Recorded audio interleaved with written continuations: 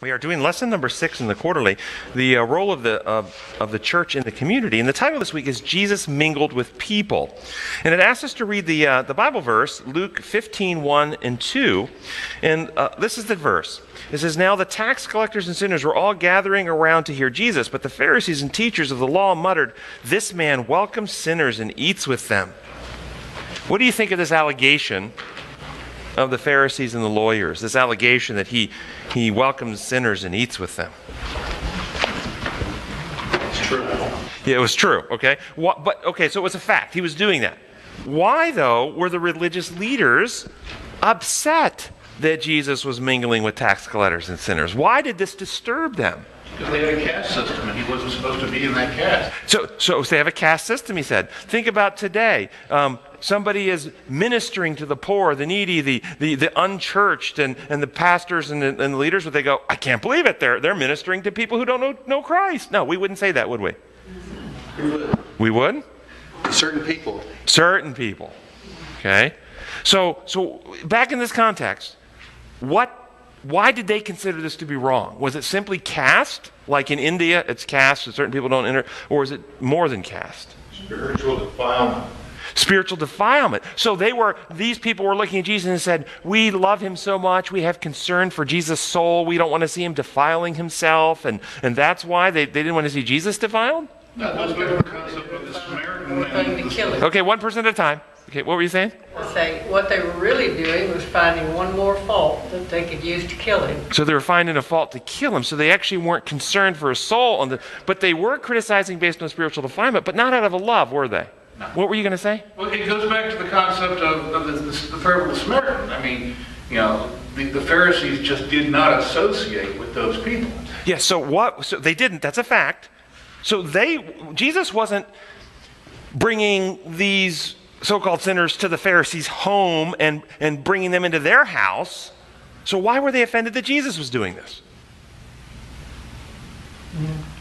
They could have felt guilty. Okay, this is where we're going. Yes. Do you think Jesus' behavior was exposing a hypocrisy in them? And in some level, they were feeling condemned that he was basically, by his actions, not validating their standards. We've decided as a religious authority that this is how we behave in our society. You aren't behaving in our way, so it condemns their authority and their values. Okay. What's implied in the statement is the Pharisees did not consider themselves sinners. Yes, it's also implied. If this group is sinners and tax collectors and therefore should not be associated with. So with all that in mind, what is the basis of their value system? Or another way to say it is, what was the measuring device, what measuring stick, what barometer were the Pharisees and the lawyers using to measure the right and wrong of it? What standard were they comparing against? The law. The law? What law? Well, I mean, the Judaic law, and when you look at the Old Testament, you can kind of see where they got that. Don't mingle with the other people, they're going to contaminate you. Don't intermarry with them, they're going to contaminate you. Don't bring their idols, blah, blah, blah. They were told to be separate, and boy, did they carry that to the extreme. And do you know the history of now, in the time of Solomon, was Solomon this way, or did Solomon practice American values of the Constitution, freedom of religion?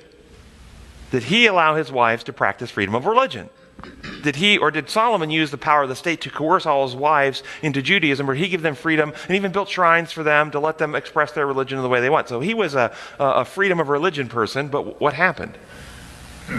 He sacrificed his own children. Yes, he ended up being seduced into that type of worship, and then the nation ends up following afterwards, the generations following, and they ultimately end up in captivity, and they ended up in captivity because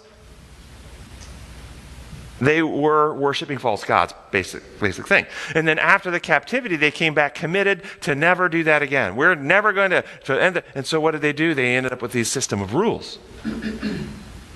Behavioral conformity. They approach these instructions, these guidelines, if you will, in a very imposed law construct. These are rules you must keep or else. No comprehension of what they're trying to achieve, no understanding of their larger purpose. It's just do it or else. And when you focus one's attention with an imposed system of rules, where does that focus your attention? Yourselves. On self.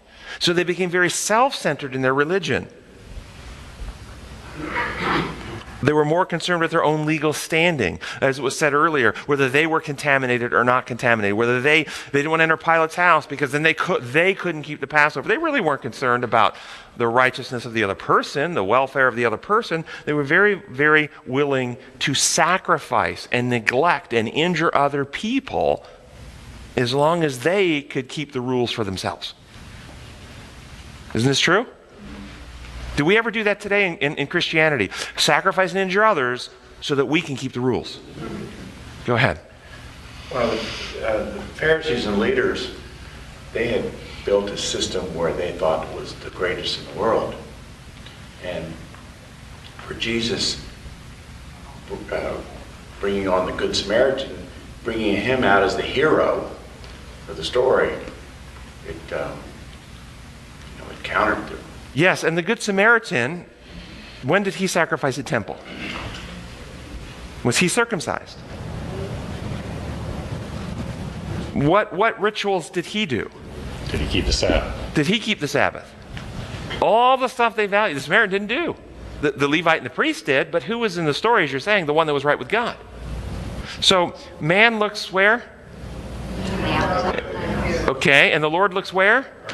And that's what the story of the Samaritan is really saying. And the Pharisees and the lawyers were focused exclusively, essentially, on the outward behavior. It doesn't matter the condition of your heart. In fact, they thought it was righteous if you had in your heart a desire for evil, but you had the willpower to say no. This was Paul in Romans and other places where he says, I was a Pharisee of Pharisees. As long as, if I lusted after my neighbor's wife, as long as I had the willpower not to act on it, that's righteousness. To be able to deny what you really want in your heart. That's what righteousness is. To want it in your heart, but to deny it. But then he learned from Christ that true righteousness is to not even have the desire in the heart. In fact, that becomes offensive. I get new desires, new motives. In fact, that's repulsive to me. So the Pharisees are operating on a very behavioral system. God looks in the heart.